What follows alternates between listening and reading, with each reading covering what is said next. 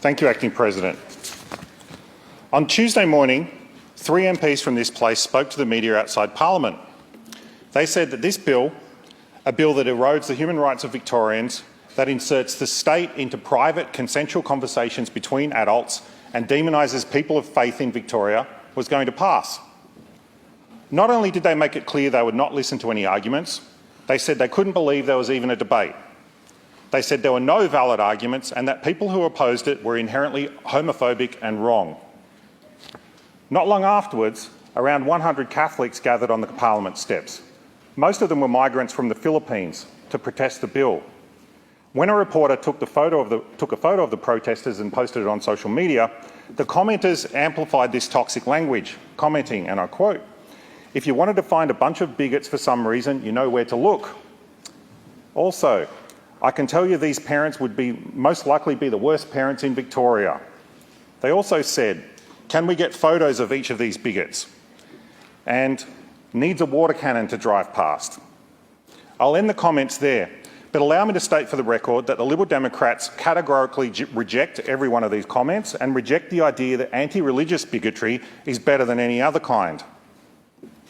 The Filipino community are not bigots, nor are they bad parents. Like many multicultural groups, they came here to experience freedom. I'm not a religious person, but I support their right to protest, their right to freedom of expression, and their right to religious expression, which are all things that are supposed to be enshrined in Victoria's Charter of Human Rights. They are supposed to be, but they have been overlooked in the creation of this bill. They have been waved through by Victoria's Human Rights and Equal Opportunity Commission, who seem to have embraced their new role as state-sanctioned bullies. Christians are not bigots. Buddhists are not bigots. Hindus, Sikhs and Muslims are not bigots and should not be called names by their political representatives. The people I spoke to are saddened and offended at being smeared this way. They feel betrayed and they feel like they're being targeted for their beliefs. Like me, they are horrified by some of the practices of the past when homosexuality was illegal and faith leaders tried to pray the gay away. But their attitudes have changed along with the rest of society. Indeed, many of these practices were performed by and on behalf of the state. They do not deserve to be called bigots. No one deserves to be judged by the worst member of a group. And as should not need explaining, members of the Australian Medical Association and the Royal Australian and New Zealand College of Psychiatrists are not homophobes for wanting to discuss this legislation with the government over their concerns. And in the middle of all of this, there are the almost forgotten people who are about to have their rights removed. Very much has been said about conversion practices, but very little about suppression. Indeed, the La Trobe study itself has little to say on the topic. Let us consider the scenario of a married man with children who later in life finds he is same-sex attracted.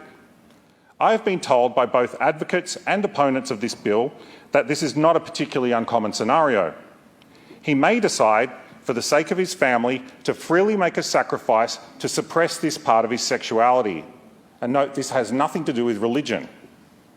He may seek support from others to help him with this. This sort of thing happens now, quietly and privately, between consenting adults. However, if this bill passes, anyone providing this type of support could find themselves receiving a visit from the conversation police at the Victorian Equal Opportunity and Human Rights Commission. It doesn't matter that the conversations were consensual or even beneficial.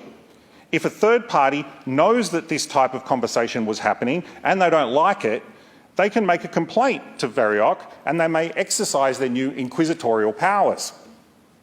Like me, they are wondering why they can choose their gender, their sexual orientation and their behaviour, but not who they talk to and what they talk to them about. Indeed, the Law Institute of Victoria would appear to agree with this concern about consent.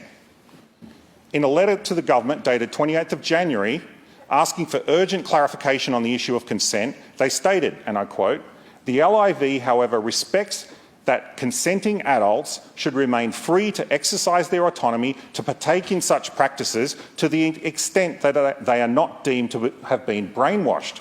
End quote. I agree. By now, Not many of us will be surprised by the stance taken by the three crossbenchers who spoke earlier this week. But what excuse does the government have? So much for the champions of diversity. And what about the Liberal Party? I remind the opposition that the founder of your party once sat in this very place as a young man. Mr. Menzies said that religious freedom was, and I quote, freedom for all, Catholic or Protestant, Jew or Gentile, and that to deny it was to go back to the dark ages of man. Religious persecution was the denial of freedom, end of quote. So if you'll not use your conscience vote now, when will you? I would like to thank the large numbers of individuals and groups that engage with my team from both sides of this debate. Many of my concerns about the bill I learnt were unfounded, but ultimately I cannot support legislation that interferes with consensual relations between adults. This whole episode is a sad, sorry mess. I will conclude by repeating what I said in my very first speech in this place. I reject identity politics. I've been saddened by the recent rise of authoritarians on both the left and right attempting to declare certain sections of society as good or bad. Genders, races and religions do not commit crimes. Individuals do. Pitting man against woman, black against white and Christian against Muslim is a recipe for social chaos. All Australians are valuable and should be treated equally under the law.